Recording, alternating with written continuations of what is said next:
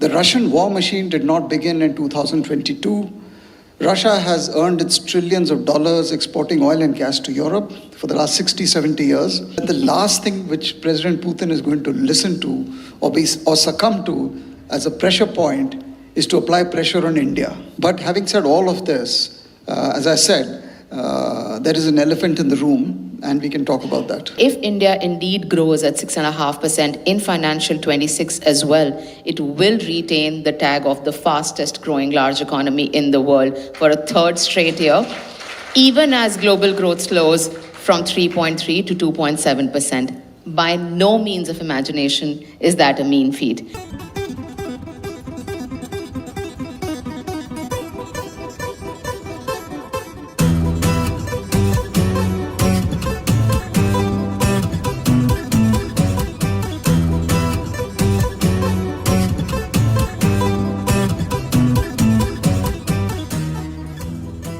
Our next speaker will be about an equally fraught time at 1947, when India was being stitched together from an entire jigsaw of 565 disparate kingdoms, a story that's not really been told in its full force. And then the third session takes us back to ancient India and how we're exporting that to the 21st century. So it's really like a time travel come full circle, because the third speaker goes back to ancient India, but brings it back into the relevance of the 21st century. So that's a fascinating range of conversations. The first one is about something that is occupying all of us. We know about the breakdown of the America-India relationship, or at least the fact that it is in extreme stress. There's a trade war, and there's at the heart of it, as I've said in our invitation, a kind of rotating gun. An individualistic precedent of the largest, biggest economy and democracy and the biggest global power in the world that has been rewriting all the rules of global associations. India finds itself at the uncomfortable heart of it. There's a 50% tariff that's kicked in. It's impacting our economy, our small and medium entrepreneurs most of all. And it's put India in a very odd situation of both opportunity and stress, new associations and relationships that are possible, but which have contradictions of their own, and of course, a very important relationship that has been invested in for more than 20 years, that's in jeopardy. So how do we read this situation? What would be the correct responses to it? And what really is the magnitude of pain beyond what is being said in the media? To decode that, we have an absolutely powerhouse panel. We have the former Deputy National Security Advisor, Pankaj Saran, who's also been the ambassador to Russia and is a veteran in foreign policy and in global politics. We also have Aastha Gudwani, who's India's chief economist with Barclays and has worked in finance and macroeconomics and policy. And both of them make a fantastic lens on this extremely messy situation. I'd love to invite them on stage.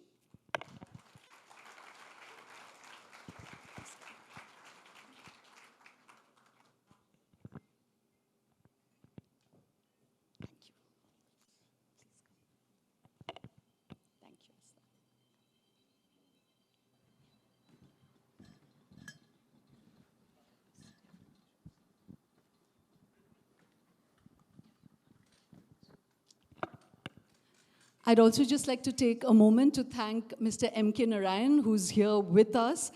He's been National Security Advisor of India. And as I just saw him, he really makes 90 the new 40.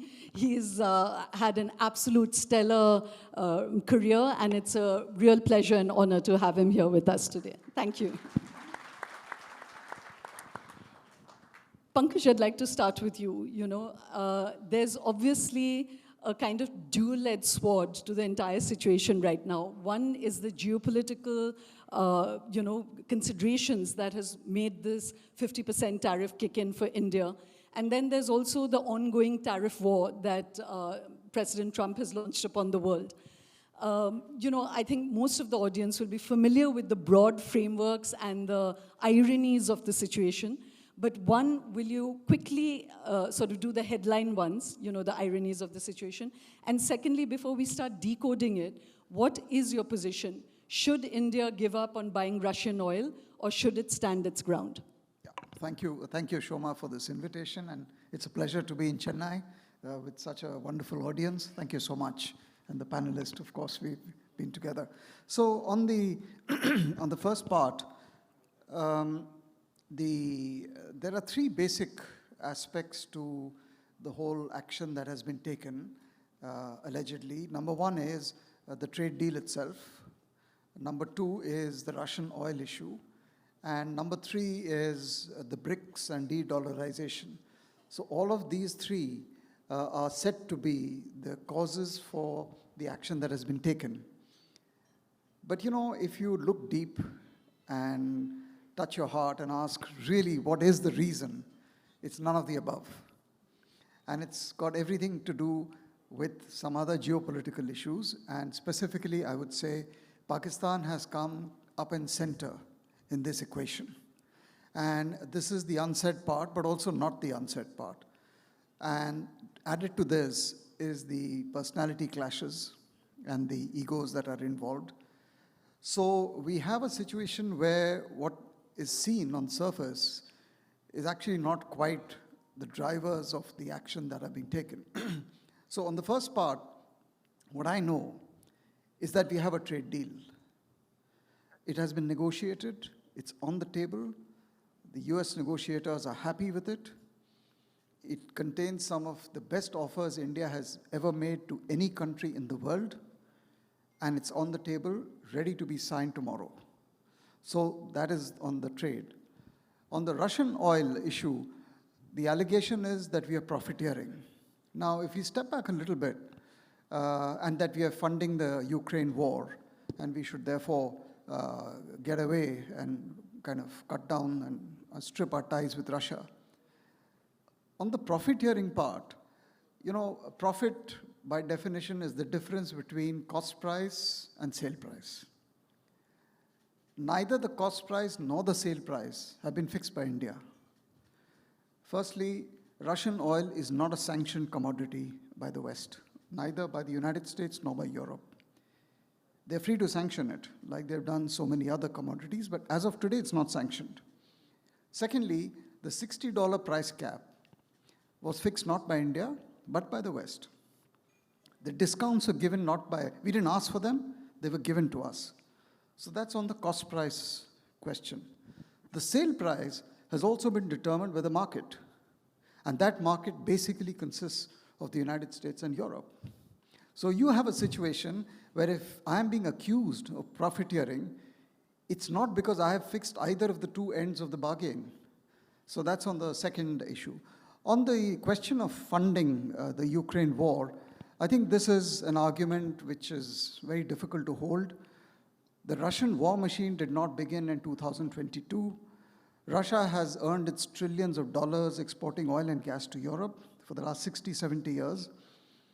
And the amounts involved are minuscule. If anyone believes, like someone told me, even if you know the geo of geopolitics, you will understand that the last thing which President Putin is going to listen to or succumb to as a pressure point is to apply pressure on India when it comes to his pursuit of the war.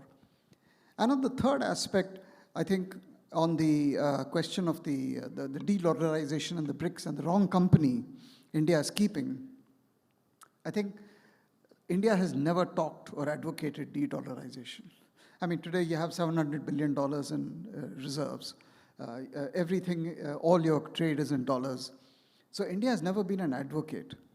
And on the question of keeping the wrong company, I mean, frankly, I think what is happening is that we have a situation which is unfolding very fast, where because of the actions being taken and targeting the wrong adversary, you are actually driving everyone together, away, and doing exactly the opposite of what you would want to do to preserve the Western-led world order. So in effect, you are shooting yourself in the foot.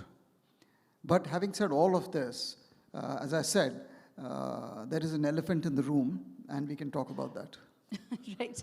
So I'm going to, well, elephant is us. I don't know what the metaphor for Pakistan is, so I'm going to come to that. But I did want to lay out two other things. One is that, you know, the irony of the fact that the American ambassador, former American ambassador Eric Garcetti, and many others in the American establishment have themselves said that India must be really bemused because it's America that really asked India to buy Russian oil to stabilize the energy markets when the Ukraine war kicked in. So one is that. And secondly, as you said, even now that the 50% tax has kicked in, what is exempt from it are energy products from India.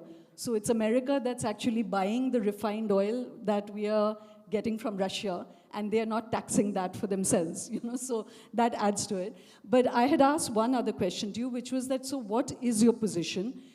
There's divided opinion in the public square. One is to say that, is this buying of Russian oil worth it? Should India back down? Or is this really a question of sovereignty and India should stand its ground? Yeah, I would say we should stop buying the oil if that was the real reason for the assault on India. So if we agree with the cause, then yes, we agree on the solution. But if I stop buying tomorrow, is that going to satisfy the hawks sitting in Washington, D.C.? And is that really the reason? Or are we fooling ourselves? So I come back to the same point again, that firstly, in my national interest, I cannot really make the case that I stop buying oil from A, B, or C. I heard the chairman of the ONGC yesterday saying, I'll buy oil from wherever it is available at the cheapest rate on the spot market. He said, oil is a question of money because that's at the heart of your energy security, of your economic prosperity, stability, etc. And that's quite obvious. I don't think we need to belabor the point. The real issue is, if you're suggesting, or if anyone is suggesting, listen, let's stop buying the oil, it will be peace again, we'll be friends again, I don't think it's going to be that simple. Because the construct that has been imposed about the whole story about the Russian oil is a very artificial and misleading construct, which makes no rationale economically or technically or from an energy point of view. So if the cause is something else, then I should address that other cause rather than saying, okay, let me agree to this in the hope that I will satiate or I will kind of somehow alleviate the pressure point. I don't think really that's... So I'm going to come to Aastha, and you know, of course, both China, Pakistan, and the war, and the fact that Prime Minister Modi would not agree that President Trump stopped the war, all these things are, as you said, the elephants in the room. But I just want to press this point a little more, Pankaj, for you to commit yourself, that let's even assume that it is India buying Russian oil, with all the ironies attached, that China buys more oil, EU and America have continued to trade with Russia. But let's assume this is their pain point, or it's the leverage he wants to use.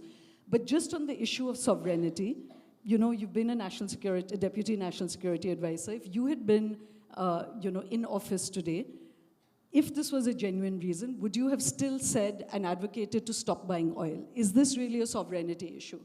No, it is and it is not. I mean, clearly, I mean, at an absolute sense, it is a sovereign decision.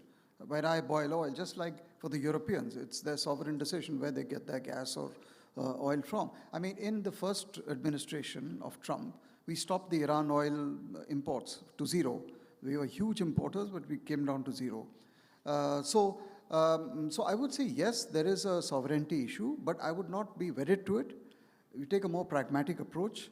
But I would say that if tomorrow the market conditions change, and if Russian oil becomes more expensive, or the discounts disappear, or alternative sources appear, then yes, I'm open to buying from wherever I can. But to advocate in the government the view that, listen, let's cut the Russian oil, I don't think anyone in the government would be ready to do that. Right. So, you know, since, like I said, there's a dual-edged sword, I'm going to now come to the economic aspect of it.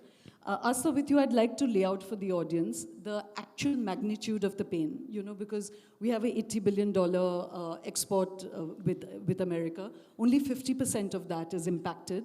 Within that also, there's some exempted, and then there are the particular industries that are being taxed. So if you would lay out first the magnitude of the pain, and then whether there are creative ways to get around that pain, And is the government taking those measures? Right, thank you. Shoma, actually, I was very keen to answer some part of the question on Russian oil before I delve into it. It was not too long ago that only 2% of India's total oil imports came from Russia. This was just in 2021. Yeah. It was from 22 onwards until now that 38% of India's oil imports come from Russia. So it's not really unimaginable for India to reduce its dependence on Russia as far as oil imports are concerned. In 2023, we saved about $25 billion on our oil import bill because of the discounted oil. Right now, we are saving $10 billion on a $186 billion oil import bill. $10 million. Billion dollars on a $186 billion oil import bill. And if we move away from Russia to the traditional West suppliers of oil, so A, we lose the discount, which is about $10 billion odd, and then we face a higher price, which is about $5 to $7 per barrel. Now, the oil price right now, where it stands, is $9 lower versus last year. So we can absorb that cost. So when you were trying to ask Pankaj sir to commit himself to whether it is an intent or an ability problem, in the economics worldview, it's not an ability problem. What will happen if India stops buying Russian oil tomorrow and takes it back to 5-10%, the global oil price will move from 70 to 110, $120 per barrel. Is the world prepared for it? And that's where your very valid observation that petroleum products are still outside the ambit of tariffs. And that is because nobody wants to bear that cost right now. So India can right now choose to reduce the dependence on Russian oil imports. Will it do so? Exactly goes to the point that Mr. Saran was making, that is that the reason? Will that be enough to get the 25% penalty off your backs? That's not clear right now. And I think this is what Minister Goyal was trying to indicate when he said there is a deal on the table and there are talks which are ongoing, but we will not bow down, and because we don't know what to bow down to. Now, to your point. I'm yes. really glad you brought that up, and I was wanting that clarity that when these tariffs are being weaponized in a way that, tomorrow it could be another decision that you make as a sovereign nation. In this situation, it's even more absurd because India was literally asked to buy this oil to stabilize global oil. And like you said, the discounts now, I think it was earlier $8 a barrel, it's come down to $2 a barrel or something. But, even if there's ability to stop buying the oil, should India stop buying the oil? I was making that point. And, are you advocating that it should? It can. Will it? No, can is different. Yeah. Should it? Not at the moment. That's not at the moment. I would go with that. Yes. I mean, Right. because there are so many uncertainties, and you do not also know what has provoked the penalty. I mean, we've heard the officials talk about 2-3 aspects, but among the most dominating ones is the fact that we are fueling the war, that this is Modi's war. And no one believes that, not in India, not in the West, not in the inside the Beltway, in DC, and no one believes that argument. Yeah. So And you I- ask yourself the question that what really then is the true reason for this discovery that India is importing oil from Russia, considering we were doing it for the last 3.5 years. Yeah. I'm going to come back to that. I just want to throw one more bit of masala into this, frying pan, which is that I also find it, personally speaking, intruding into the conversation, is that it is absurd to have America and Israel also, not sort of pulling back at all on the Gaza war and having that level of disproportionate reaction to, of course, a very heinous incident, and that should not invite sanctions, but the Ukraine war, which of course, again, those are big decisions in terms of who Russia, was it justified, was it not, is NATO irritant in Russia's side, but it is still backed by EU and American weapons, it is supported. Here you have a civilian population that's being decimated. So to have that moral high ground to sanction a large democracy like India with tariffs, I find it, it's a difficult situation. Shoma, we've discussed this last time, and the point in this whole game is that it seems that morality and values don't actually dictate any policy. I mean, to further add to the masala that you have spoken of, Remember that it was President Trump, before his election, through his campaign, and immediately in the first few months of his presidency, and even till today, has said, this war should never have happened. It was Biden's war, it's not my war, and my number one foreign policy priority is to put a stop to it. And so you go to Alaska, you meet the same authoritarian dictatorial leader, you go above the heads of the Europeans, you create chaos in your alliance because you want that peace deal at any cost. And if I am doing just a fraction of what you're doing, why am I suddenly, just to step back a little bit, it's a ridiculous situation. America, China, Russia, okay? You have America, which is backstopping, promoting and protecting Asim Munir and Pakistan. Just a day after I've told the whole world, he's the mastermind of Pahalgam. So where is he getting his protection and his patronage? In the White House. That's the United States. Then China is backstopping Pakistan militarily and in the intelligence sphere to ensure that the Operation Sindoor is, you beef him up. And so I'm being told, so what am I seeing as India? The American role, the Chinese role, and the relationship with Pakistan. And then suddenly I'm told, but your enemy is neither America nor China, but is Russia. And here I am fighting the Pakistanis with Russian weapons and platform, the S-400, the BrahMos. And so I'm being told, the bad guy really is Russia. So I'm saying, oh, really? I mean, explain that again to me. So this whole thing is a ridiculous situation. And I think people, and the decisions on all these matters are not being taken in the petroleum ministry, they're taken in the government system. Because people, as the minister said, are perplexed. I mean, what's going on? Yeah. I'm going to come back to probe that. Yes. The second part, which was the economic pain of this, could you lay that out in perspective? Sure. Finally wearing my economist hat. So we export $86 billion of goods to the US. US accounts for 18% of India's total exports. Of that, about $55 billion, that's 70% of our exports to the US, is now getting subject to 50% tariffs, 25% reciprocal and 25% the penalty. At this rate, we are going to see this $55 billion of exports probably freeze to or come down to 15-20% levels, which effectively means about 30 basis points plus of GDP growth rate gets evaporated.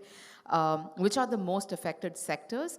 Now, gems and jewelry, because we export about $10 billion of that, $12 billion of electronics machinery, which does not include smartphones, automobile, again at 50% tariffs, then the sectoral tariffs on iron and steel.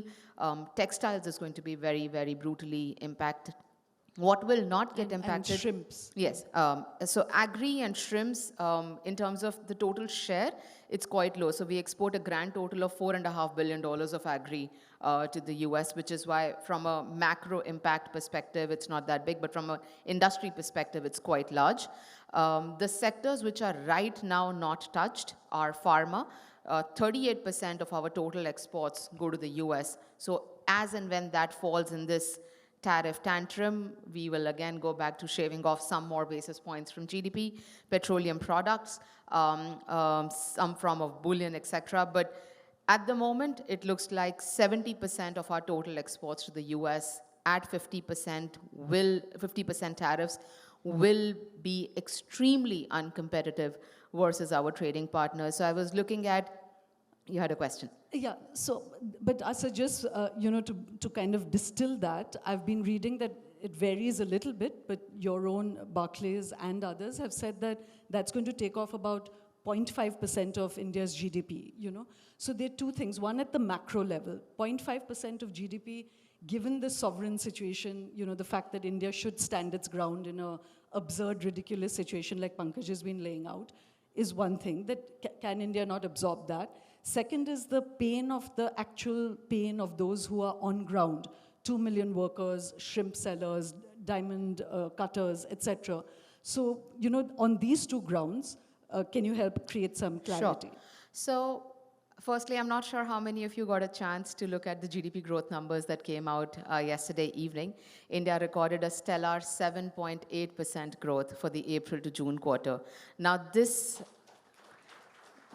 quarter still did not have the tariffs impact play out of it, and the actual number was higher than even the highest estimate that was doing rounds. At this run rate, and given the favorable base effects that we still have for the GDP prints, it is very, very difficult for India's growth rate to fall below 6.5% for financial year 26. And if India indeed grows at 6.5% in financial 26 as well, it will retain the tag of the fastest growing large economy in the world for a third straight year, even as global growth slows from 3.3 to 2.7%. By no means of imagination is that a mean feat. Now, this is a macro lens to things. On ground, and you're absolutely right, the voices of especially factories which do not have franchisee models across the globe, the small, micro, medium enterprises where workers' livelihoods is at threat, that needs a very targeted and very focused approach. So for the benefit of everyone in the audience, Prime Minister Modi convened a high-level meeting where two committees have now been formed under the aegis of Mr. T.V. Somanathan and Mr. Rajiv Gauba. And the whole point of these committees is to make up or come up with a targeted approach to identify the pain points of these exporters should this 50% tariff last. What can be those situations? And we have some subject matter experts pinpoint very clearly some 10 solutions that can be put into place. I'll just name a few. So we can look at interest equalization schemes, which means that the rate at which you lend export credit, you reduce the interest rate. You make RODTEP more simple, the rate at which you are giving them, the exporters, the flexibility to bring back their money. You smoothen out that process. You give them you give them lower priced credit. You give them tax rebates. You give them time extensions. You don't make banks harass them if they are not able to make interest payments in time. So there is a whole laundry list of things that can be put into place to soothe the pain. That's one. The other is, if this problem lasts, then 50% is not a problem that we need to find a solution to. It's a circumstance that we need to live with. And that's where this beautiful pipeline of FTAs that we are signing one after the other comes into picture. For everyone's benefit here, we are not random in choosing who are we signing these free trade agreements with. The UK Free Trade Agreement was very well thought through because the UK is the second largest market for India's exports for apparels and for pharma. So once this door closes, we are basically looking for alternate doors, and that's where our warming up of relationships with the UAE, with EU, with UK, the Quad Summit that will take place in October. So we are now very clear that when one friend turns his back on you, you start finding new friends. Right. So just on this point, you laid out all these. In the media, there's been accounts of people really panicking because there's a very immediate hit on them. And people are saying their factories could shut down, workers are already in pain. So that's why I was asking, that is the government moving fast enough to deal with it? And will these macro policy things help the worker on the ground? Or is there something which should more be just compensatory, because this is really not a mess of their making? And Raghuram Rajan had an interesting interview where he said, he was also not advocating, he was taking the sovereign position, but he said, you have to analyze whether the profits from buying Russian oil it's a minuscule amount, and it's going to the large corporates, two large business houses. Maybe that money itself could be diverted to take off the pain of the workers on the ground, Do you think that coming from someone like Raghuram Rajan, is that a valid proposition? So right now, we don't need dole-outs. Right now, we need guarantees. Because the most important question to be asked is, will this 50% stay? And only then do you deploy irreversible measures such as monetary support. But since none of us know whether this 50% stays, what you need to do is to give that assurance that till the time we don't have clarity on whether it's 50 or 25 or any other number, here I am to make sure that if and when you reach the brink of default, I'll not let you. And that needs an administrative guarantee or a bank guarantee or a credit guarantee, and not necessarily, look, here is some 1,000 crores and I'll not let this sector go bust. So that's the way I would look at it. Right. So now I'll come back to the many monsters in the room that we want to discuss. I want to start at the sizzling hot, sort of the top end of it, Pankaj, which is this whole sort of street fight that ensued with President Trump claiming that he stopped the India-Pakistan war, and of course, the Prime Minister claiming it's not the truth. To me, just both as a journalist and as a lay person, Pankaj, I found that absurd. How can you have two leaders of the two top democracies accusing each other of lying? Are these things, when there's a phone call made, is that not memoed? Like, is there nobody who knows? Is there not an official account of what really happened? Can this just be left to bro brawl across the world? So what's your take on that? And then we'll come downwards. Yeah, so do you remember the famous meeting between President Zelensky and President Trump in the Oval Office in February? I mean, whoever imagined that was not a reality show, it was actually real life. I mean, they asked, what kind of clothes are you wearing? You haven't said thank you. So, we are facing a very different person as the leader of, and, as a famous saying goes, when America sneezes, the world catches a cold. And so we are all victims in different degrees to the persona of the president. But yes, all calls are recorded. I mean, there are calls which are planned in advance. There are calls which take place at very short notice because of some emergency or a crisis. So the calls also depend on the context in which they are held. But so one is not just the content of the call, the other also through media leaks and all that is whether the calls took place, who asked for the calls, whether it was that side or this side, who refused the calls. So this is like a free-for-all. And I don't think you're going to get to the bottom of this, certainly not on the stage. But the fact is... Could you give us an insider's inkling of what really happened? I'm no longer the insider, but... But you'll have friends in the inside. Well, there is a former national security advisor who was my boss, who's sitting here. And I'm just going to pass him the mic to hear what he has to say about this. But you'll have an inkling. You'll have an inkling. Sure. So in the middle of all of this, if you look at the anecdotal evidence, I would tend to believe what the Indian side has been saying. Because, you made an official statement on the 18th of June when the Prime Minister was in Canada, which was basically almost a verbatim readout of the phone call between the Prime Minister and the President. It was the first phone call between the two since the 22nd of April, on the day Pahalgam happened. So right through Sindoor and everything else, there was no phone call. This fact is not disputed by Washington. The readout that was made by the Indian side on the 18th or the 18th of June is also not contested by the US side. Nor did they issue any release from the White House of the same phone call. In other words, there was complete silence from the White House on the 18th June phone call. And after that, there has been no phone call. And so therefore, the only transcript we have, and the fact that the Indians have chosen to go public on it, which is very unusual. Normally, you don't give a readout of a phone call between two leaders, but the fact that you felt it necessary to do so.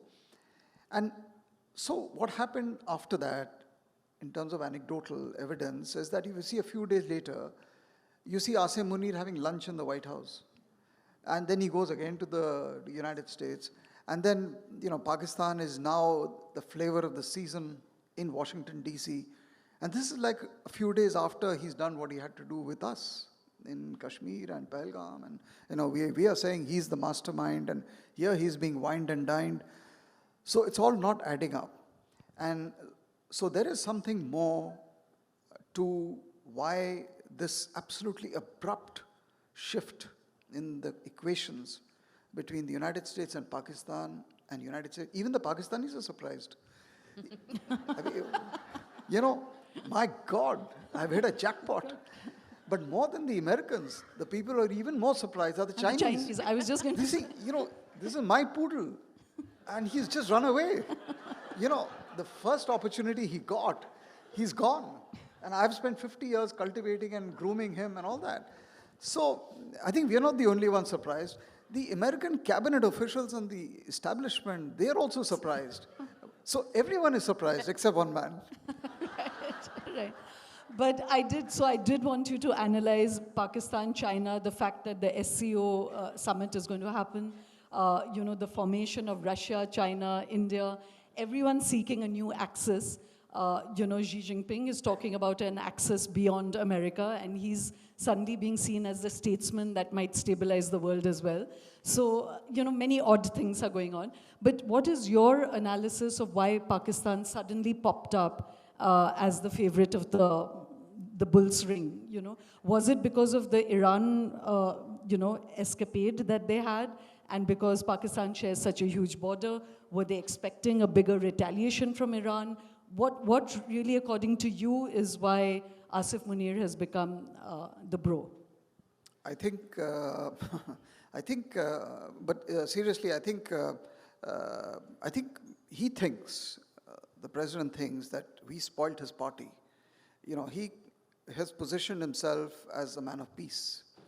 And he was busy with Iran, Israel, he is busy with Ukraine, and suddenly from nowhere, this India-Pakistan pops up on his in table, it's in tray on his table.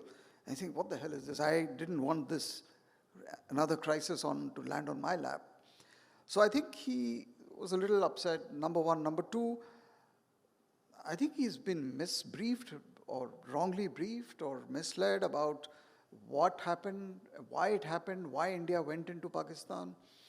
And at that time, I remember Iran was being struck within a few days before that. And so the Pakistani card, as usual, was played about being that Islamic nuclear savior of the region. So Pakistan had its equities, which it played. And these are some of the reasons why this happened. And obviously, I think also from January, the Pakistanis have been working through the back channels to try and reach out to the inner circle, to short circuit established channels. And they've been successful in getting to him. So there's a host of combinations where we find ourselves. And but the thing is, I'm not sure how long this new honeymoon is going to last, because as again the minister very ably put it, there is a history between Pakistan and the United States, and there is also a history of them forgetting their own history. So it's a very well put kind of construct to the whole thing. So you were saying, this finality of this 50%, tomorrow it could be 60, it could be 75. If you sneeze the wrong way, maybe it'll become 60. We don't know. Right. So there are lots of uncertainties. So I'm going to come back to analyze the geopolitics. I just want to bring back the economic lens on this. You said that India's really been signing a lot of free trade deals with a host of other countries. Do you think that this entire situation has actually become an opportunity? And will India's entire economic outlook really shift with this? That's one question. And second is that India has lived in isolation before as well. After the nuclear deal, it continued to grow while it was isolated and sanctioned. So, after the nuclear deal, after the nuclear tests. So, do you see this at all as a crisis for India, or has it actually blossomed into an opportunity? Sure. So on the first part, I think we were sort of silent on FTAs up until the pandemic hit us. For, if anything, some of the free trade agreements and the trading bloc or multilateral trade agreements we had signed in the run-up to 2020 backfired, especially the one with some of the ASEAN countries where the whole, why do you sign a free trade agreement? That you have a larger market access, trade becomes quicker, simpler, less expensive, but invariably there is a winning and a losing party, and the ones that we had signed very recently up until that time, we weren't turning out to be a winning party, and therefore we realized we need to go back to the drawing board, no more FTAs. Come 2022, we reignited the talks with UK. From that reignition of the talks in 2022 to 2025, we realized that water is now here, and now is the time to sign FTAs with every country that we go and meet. But again, it's not random. We are choosing the countries very wisely where we are signing FTAs because they are among the top 5 export destinations for the goods that do get impacted because of these 50% tariffs. So there is absolutely no doubt that the catalyst is this isolation that we are getting forced into. Even cumulatively, these FTAs may not bridge the gap that US alone brings because of the tariff embargo or the tariff freeze. Again, to give some numbers, because I cannot probably complete a sentence without numbers. The total trade with the UK is $12 billion. That's equal to the monthly trade that we do with the US. So while we are signing a UK FTA, we are going to probably conclude something with EU. We have spoken to Oman, Chile. We have going to reignite our talks with the ASEAN front. They cumulatively may not be able to bridge this gap, but they will offset some of this $55 billion black hole that gets created because of the 50% tariffs. So that's point one. But just there again, Aastha, and I again want to keep going between the macro and the on-ground, because the on-ground pain is not something anyone wants for workers and MSMEs. Absolutely. But, you know, when you're saying it like this, it sounds like a very scary situation. But when you hear everybody saying it'll just shave off 0.5% of the GDP, then it doesn't sound like such a big crisis. So which is it? Is it a crisis or is it not a crisis? It depends on whether you're a macroeconomist or a microstrategist. If you are a macroeconomist, you are covering the fastest growing large economy of the world. If you are a bank lender and you have your largest exposure to gems and jewelry, you will be very scared to underwrite fresh credit. So depending on who you are, the situation will look materially different. And also one more question, that when you're saying we're opening up all these new arenas, there's been a lot of talk even from the ministers and the government to say that it's time for everyone to diversify. This is a big lesson. But just on ground, is it easy for people to diversify into new markets? I would imagine that's a very long drawn, difficult process. You know, so again, when you come down on the ground, what do you think will be this period of pain for people to pivot? So that's where government's hand-holding will come into place. And that's where FTAs come into place, because the minute you sign a free trade agreement or you conclude a free trade agreement, you basically avoid a lot of paperwork that is needed for you to become an empaneled exporter, so to say, to a particular market. The other thing which is not as talked about is trade diversification. If today we are ready to sell to EU at a price lower than what we were selling to them previously, they can bump up their regular imports from us, and then re-export it to the US. This trade diversification argument, as we call it, was even more dominant when the Liberation Day tariffs were announced, because even at 26% on 2nd of April, India's tariffs were relatively lower versus pure economies, and that's why we would have gained. Right now, I think there are two things that we can hope to do. The first one, of course, is diversification through exploring new markets via FTAs, and the second one is trade diversification by ramping up exports with our current trading partners and them re-exporting it to the US. So that's on this, on the first point that you mentioned. On the second point, see, India is one of the least externally vulnerable economies as far as the EM Asia space is concerned. 60% of India's GDP is domestic demand determined, and it is probably for this reason that despite such sharp blow on exports that we are witnessing, the impact on GDP is only 0.5%. If we were a rather externally oriented economy like some of our other EM Asian peers, a 50% tariffs would have met sort of a big crisis for that particular country. So I don't want to be ambitious and call it an opportunity. I would like to call it an insulation right now, because there is still and if you connect the dots and you see why was the GST rationalization therefore announced on 15th of August, one can draw some conclusions and say because something on the external or the exports front was getting diminished. You are a domestic demand oriented economy. What do I do to offset that? I support domestic demand. I've already cut direct taxes in this budget. This is the time to cut indirect taxes. Indirect tax cut is more potent as far as consumption support is concerned. And that's how you create avenues. So I think we are very clear that the way we are responding to this is not a firefighting anymore, that we are done with. That trade deal, whatever we had to do, we have taken that to the table. Now this is here. What apart from this do we do? That's the way I'm looking at it. So, Pankaj, just to come back now to the big China question and Russia, and you have deep insight on both. Is this then again a knee-jerk reaction that India is creating rapprochement with China? And as you said, there's a very awkward situation because China is also a big supporter of Pakistan. Some of the most cutting-edge weapons that India encountered in Operation Sindoor were Chinese weapons.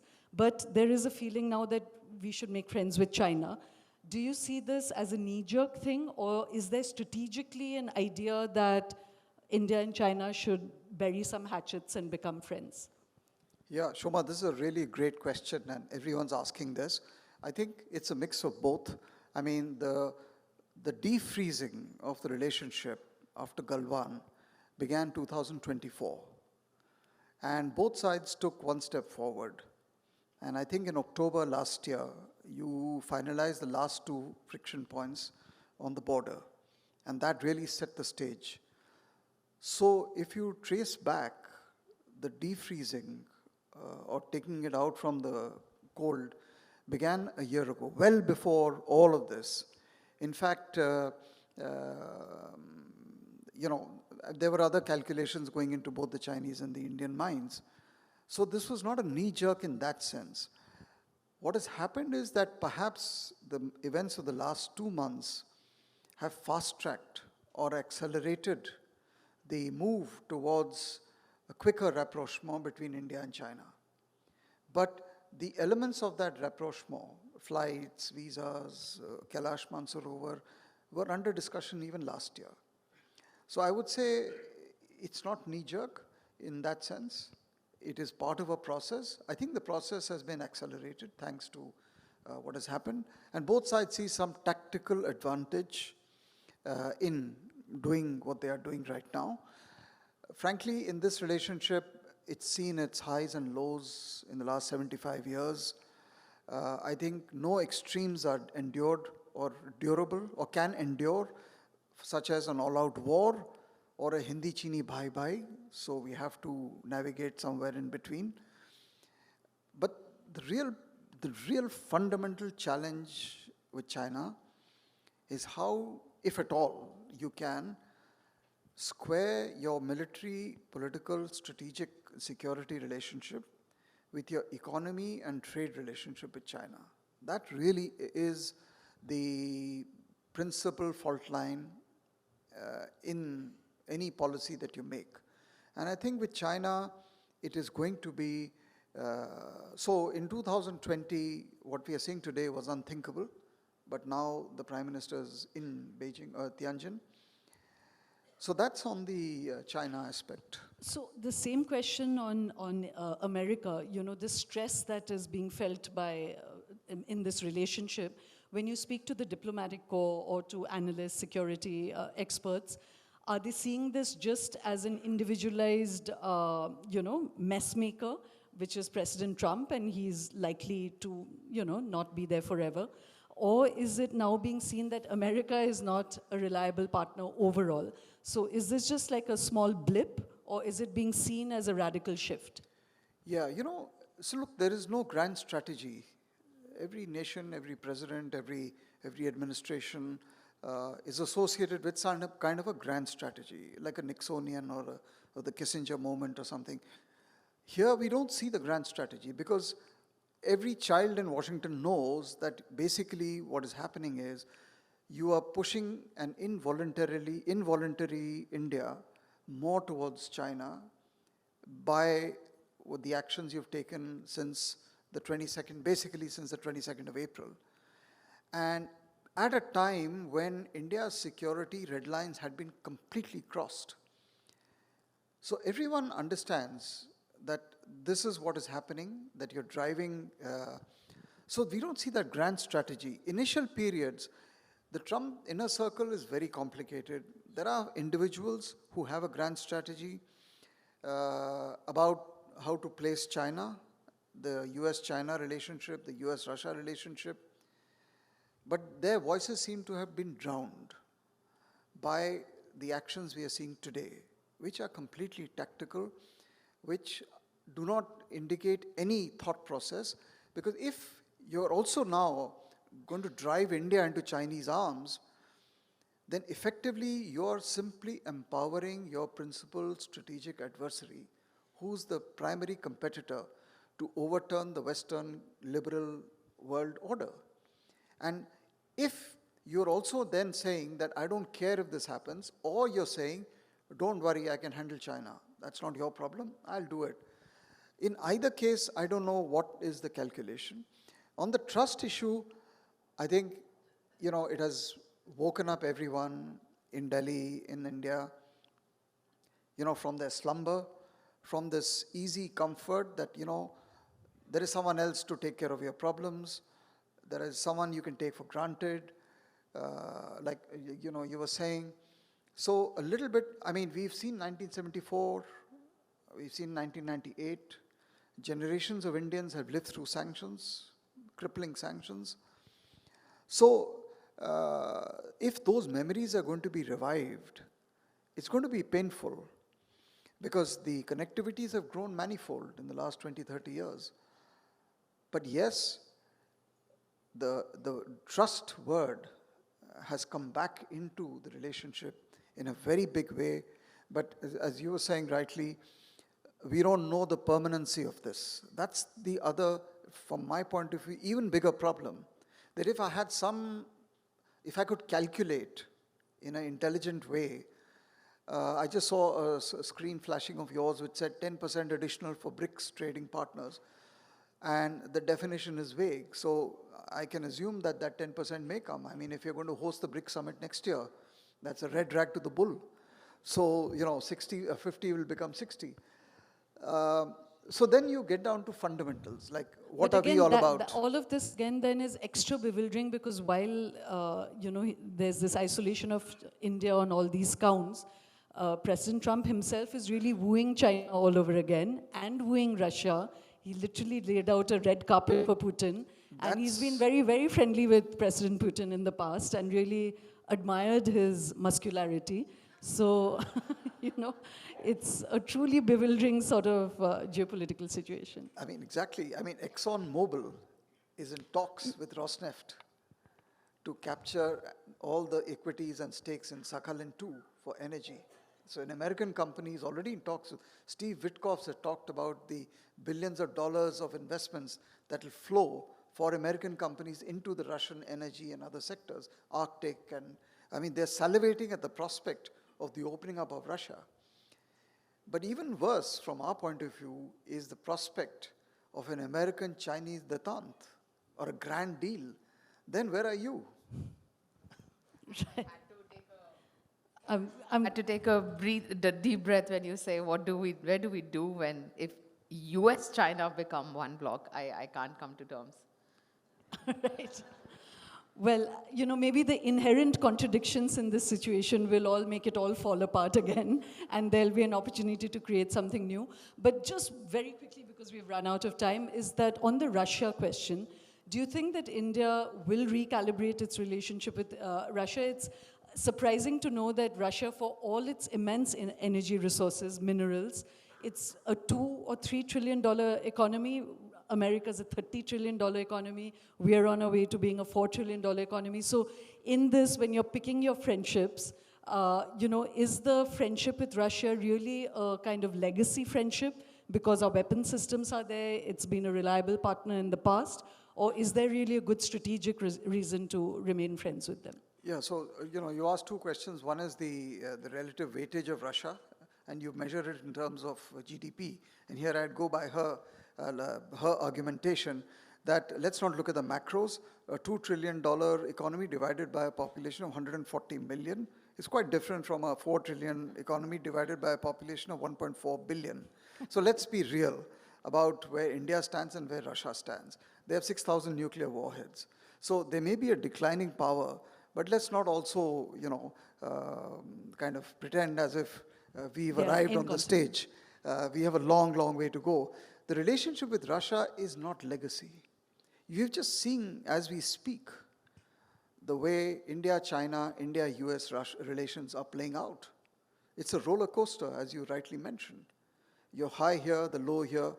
But what is the constant in all of this? It's that country which we are told to snap ties with, which is Russia. And we need Russia for the future, both from a geopolitical balancing between Russia, China, and the Eurasian landmass. But we also need it to fuel our own economic growth. You want to grow at 8%? Where do you get the minerals, the resources, the everything else? You need a friendly Moscow.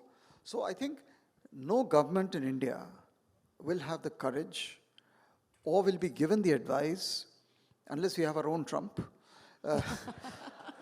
to drop Russia. Right. I don't think that will happen.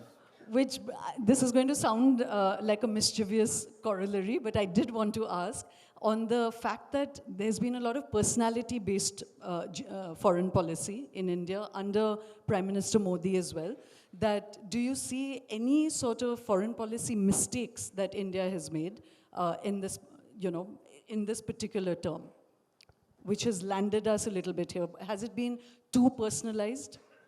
Not really. I think, historically speaking, I mean, Indian foreign policy has been dictated by the Prime Minister's office, not so much by the MEA, but that's been the tradition of the last 7 decades, regardless of who the PM is. He is the one who controls and has the last word.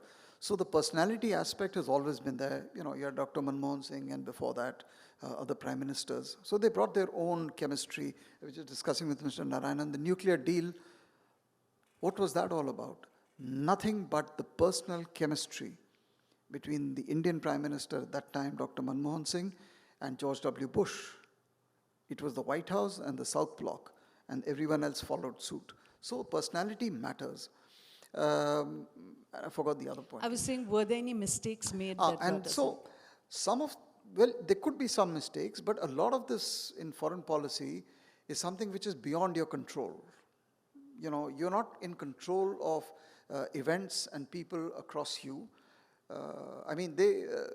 Americans are saying the Ukraine is Modi's war. I mean, come on. There is a limit to credibility. So Ukraine happened. We had nothing to do with it. Israel-Iran happened. We had nothing to do with it. So at every point in time, you're trying to maximize within that broad, circle your interests with individual actors on the global stage. It is possible you could make mistakes. I don't see, it's possible that you could have made some mistakes. You could argue, why did you steer so close to the Americans as you did? That could be one. What are the other mistakes that come to your mind? Why did you do Sindoor? You should have just gone quietly to the Security Council and pleaded and said, please sanction Pakistan. Or why did you, for example, fight China on the Tibetan plateaus in 2020? Or did you do 370? Did you have to do it? So I'm just trying to think through what kind of mistakes. But are you counting those as mistakes, or are you posing them as rhetorical questions? I'm posing them to you as rhetorical examples to say it's not so simple. when you are trying to push your boundaries of national interest on the global stage, and if you are moving towards more of being a risk taker, then the risk of also making mistakes happens. Right. No, and I do want to say in all fairness that India has been increasingly in the popular consciousness being seen as a global player because it has, as you said, been pushing the boundaries of leadership a little more on the global stage. And in this very crazy world right now, it does look like a very stable center, So I think given all these difficult circumstances, it's a pleasure to be Indian, On that note, I'm very tempted to pass Mr. Narayan the mic to ask him for his perspective. I'm just going to move into the next session. Before we stop for the break, we'll ask Mr. Narayan for his, sort of elevator take on this whole situation. But thank you both very, very much for this illuminating conversation. Thank you. Thank you so much.